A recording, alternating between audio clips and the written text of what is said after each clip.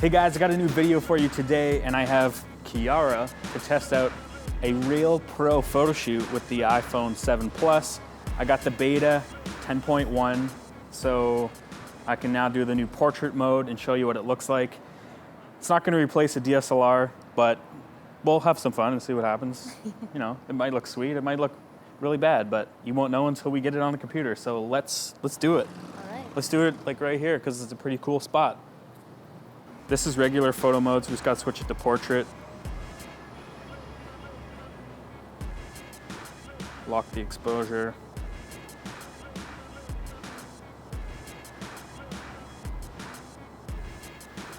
All right, and as you can see, it adds depth to the shot. So if we lock focus here, looks like it's overexposing a bit.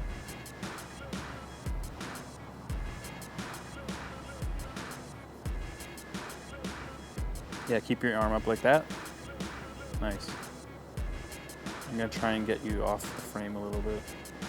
Cool thing is the app actually saves the original image as well as the affected image, so you can have both options.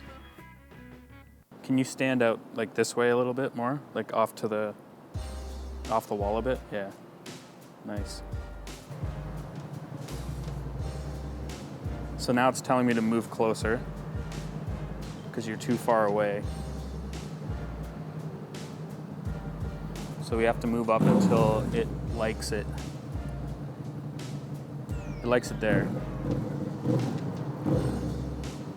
Do both hands up this time, like up on your, yeah. Nice. So this next shot I thought was pretty cool because you can actually see the 3D depth map working because it only blurred out the right-hand side.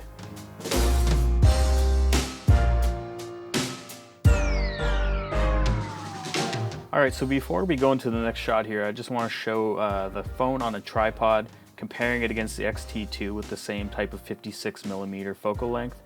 And obviously there's a lot more background compression on the Fuji, but the iPhone does a pretty decent job of blurring out the background, to be honest.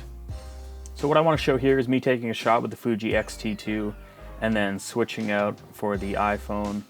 And you'll see I have to move ahead quite a bit to get the exact same field of view as the Fuji X-T2. The iPhone supposedly has a 56mm lens, and I'm using a 56mm lens on the Fuji, but obviously they don't have the same exact field of view. And aside from the Fuji being a lot more sharper than the iPhone does a decent job at emulating a blurred background, but you can see on the Fuji here how much more compressed the background is if I switch to it right here. But yeah, not bad. So this shot right here I thought was a really good example. It gave some nice depth, and I was worried that it was going to cut her hand off, and it actually didn't. It did a really good job.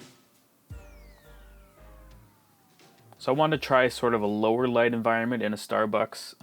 Obviously it's not super dark, but it's got lower ambient light, so I just wanted to see how well it would be able to differentiate her from the background. And it did a decent job, not amazing. So the portrait mode will actually work on other things other than human faces. It works on flowers and stuff like that, and you can see the background's kind of weird around the hard edges. So just understand that this is the beta. There's going to be things that need fixing, but obviously autofocus speed isn't very good on this mode. You definitely need the person to be standing still in order for it to work. And in this shot here, watch the hair on the left-hand side here, how it just kind of does a really bad cutout job. And it looks pretty bad. I don't know if this can be something that can be improved or what, because that's actually pretty tough if you were to try and Photoshop that. Another thing is image quality. This is just a regular shot but in portrait mode, and you can see that it's kind of blurry compared to the RAW taken off the phone.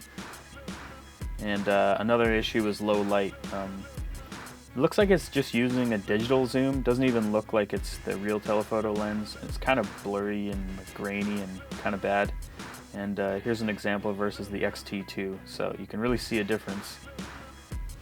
Alright guys, thanks for watching this video. As you can tell, it did a pretty good job. There's some weird stuff that I obviously went over on the computer showing you close up, but it's pretty cool. Like, I mean, it's a phone that it can look kind of like a DSLR. Obviously the comparisons between the X-T2 and the iPhone 7 Plus, you know, there's a massive sensor on this camera compared to this phone.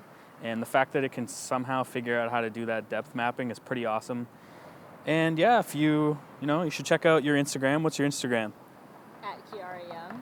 I'll put it on the screen. Anyway, thanks a lot for helping me out, and I hope you guys enjoyed this video. And if you liked it, give it a thumbs up. If you disliked it, give it a thumbs down twice, and I'll see you in the next one.